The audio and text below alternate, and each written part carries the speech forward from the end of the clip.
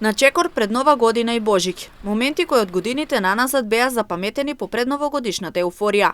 Народ по плоштадите ширум државата, предновогодишно пазарување и украсување. Годинава се наоѓаме во ек на пандемија, која го зафати целиот свет па и нас, со што се зголемува разочараноста кај граѓаните во споредба со еуфоричноста.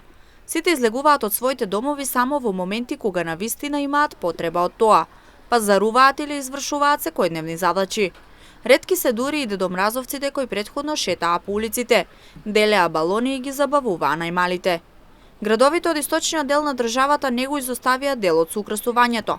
Дел од нив со стари новогодишни реквизити, дел купуваа нови, но украсија сите. Меѓутоа и тоа не ја зголеми еуфоричноста.